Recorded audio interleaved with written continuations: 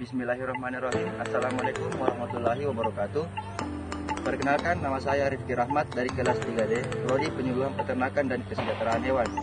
Di sini saya akan menjelaskan tentang organ dan hormon reproduksi ternak jantan dan betina. Pertama, organ reproduksi ternak jantan. Organ reproduksi ternak jantan terbagi atas 3. Yang pertama, organ reproduksi primer, yaitu testis. Organ reproduksi sekunder, yaitu testis. Dan organ aksesoris, seperti kelenjar. Testis adalah sepasang organ reproduksi primer pada jantan yang berfungsi memproduksi spermatozoa, sekresi hormon dan protein. Selain itu, di testis diproduksi estrogen dan berbagai jenis protein yang berperan penting dalam fungsi spermatozoa. Kedua, ada epididymis. Epididymis merupakan saluran eksternal pertama dari testis dan menyatu ke permukaan testis serta terbungkus dalam semikat dengan testis yang mempunyai 4 fungsi utama, yaitu transportasi, konsentrasi semen, maturasi, dan penyimpanan spermatozoa. Yang ketiga, ada skrotum. Skrotum adalah 2 lobus kantong yang membungkus testis. Yang keempat, ada ductus deferens. Ductus deferens merupakan saluran yang menghubungkan cauda epididymis dengan uretra. Yang kelima, ada kelenjar aksesoris. Kelenjar aksesoris terbagi menjadi 3. Yang pertama, ada vesicula seminalis atau vesicularis, adalah sepasang kelenjar yang berbentuk seperti anggur. Yang kedua, ada kelenjar prostat. Kelenjar prostat tunggal di sepanjang uretra bagian posterior saluran ekstoris dan kelenjar vesikular. Yang ketiga, ada kelenjar bulboustralis atau biasa disebut kelenjar Cooper, adalah sepasang kelenjar yang terletak di sepanjang uretra dekat titik luar panggul. Yang keenam, ada uretra. Uretra adalah saluran urogenitalis untuk menyalurkan urin dan sperma. Ada penis. Penis mempunyai tugas ganda, yaitu pengeluaran urin dan peletakan semen ke dalam reproduksi betina. Baik, selanjutnya saya akan menjelaskan tentang organ reproduksi ternak betina. Yang pertama, ada ovarium. Ovarium merupakan organ utama yang menghasilkan sel telur yang dibuahi oleh spermatozoa dan akan berkembang menjadi individu baru. Yang kedua, ada oviduk. Oviduk adalah organ yang menghubungkan ovarium hingga ujung tanduk uterus. Bentuknya seperti pipa tidak beraturan, berfungsi untuk mengangkut ovum dan spermatozoa. Yang ketiga, ada uterus. Uterus adalah suatu organ muskuler yang merupakan lanjutan dari oviduk dan berakhir pada suatu muara pada vagina di kaudal.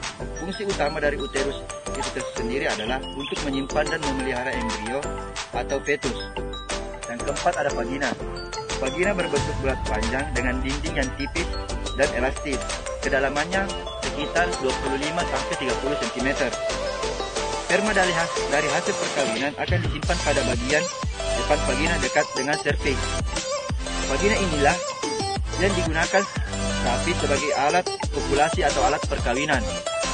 Yang kelima, ada serviks. Serviks merupakan saluran reproduksi betina yang letaknya pada bagian depan, berbatasan dengan bagian uterus, dan bagian belakang menonjol pada vagina. Fungsi serviks ini adalah sebagai media tampungan sperma dari proses perkawinan secara alami. Yang keenam, ada vulva. Vulva merupakan alat kelamin sapi betina yang paling luar, berfungsi sebagai sistem reproduksi dan sistem urinari. Vulva berbentuk lipatan-lipatan dan tertutup oleh rambut rahim. Selanjutnya ada hormon reproduksi ternak jantan. Yang pertama, ada gonadotropin releasing hormone atau biasa disebut hormon GnRH. Hormon ini diproduksi di hipotalamus. Hipotalamus merupakan suatu bagian pada otak bagian interval. Produksi GnRH di hipotalamus adalah bentuk respon dari tingginya kadar estrogen dalam darah. GnRH ini mempunyai fungsi untuk menstimulasi kelenjar pituitari bersama dengan kelenjar estrogen untuk memproduksi hormon LH dan hormon FSH. Selanjutnya ada hormon follicle stimulasi hormon atau biasa disebut hormon FSH, yang dimana hipotalamus Setelah hipotalamus memproduksi hormon GNRH, kemudian hormon GNRH menstimulasi kelenjar pituitari untuk memproduksi hormon FSH. Hormon ini mempunyai efek perubahan morfologi pada ovarium. Hormon ini akan menstimulasi perkembangan folikel pada ovarium menjadi folikel de Graaff atau folikel yang matang dan siap ovulasi. Selanjutnya ada luteinizing hormon atau biasa disebut hormon LH, yang dimana setelah memproduksi hormon FSH, kelenjar pituitari juga memproduksi hormon ini dan berfungsi untuk merubah morfologi dari ovarium. Selanjutnya ada testosteron. Secara umum, hormon di dalam sistem reproduksi sapi jantan terbagi menjadi dua golongan, yaitu HPG hormon atau hypophyse pituitary gonadal axis dan hormon steroid. Testosteron termasuk ke dalam hormon steroid. Steroid ini diperlukan untuk menjaga agar proses spermatogenesis berjalan konsisten sehingga mutu sperma tetap terjaga.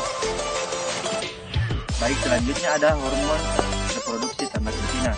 Hampir sama dengan ternak jantan, ternak betina mempunyai hormon GNRH, hormon FSH, dan hormon LH, tetapi tidak mempunyai hormon testosteron. Melainkan pada ternak betina mempunyai hormon estrogen, yang dimana folikel di ovarium memproduksi estrogen. Semakin besar ukuran folikel, maka akan semakin banyak atau semakin tinggi kadar estrogen dalam darah pada ternak tersebut. Hormon ini yang akan membuat sapi menunjukkan gejala-gejala birahi. Yang kedua ada hormon progesteron, yang dimana mempunyai nama lain hormon kebuntingan. Hormon ini mempunyai fungsi untuk menghancurkan korpus luteum, karena fungsi prostaglandin ini dapat menghancurkan korpus luteum untuk membuat prostaglandin bisa digunakan sebagai hormon sinkronisasi estrus. Selanjutnya ada hormon prostaglandin, yang dimana hormon ini dihasilkan oleh uterus. Hormon ini mempunyai fungsi untuk menghancurkan korpus luteum. Selanjutnya ada hormon oksitosin.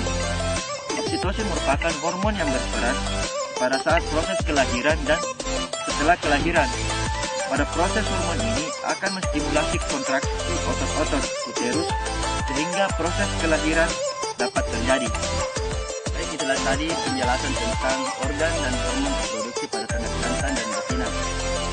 Saya atas nama pribadi mengucapkan permohonan maaf apabila ada salah kata maupun perkataan saya yang kurang jelas, mohon dimaafkan. Sekian.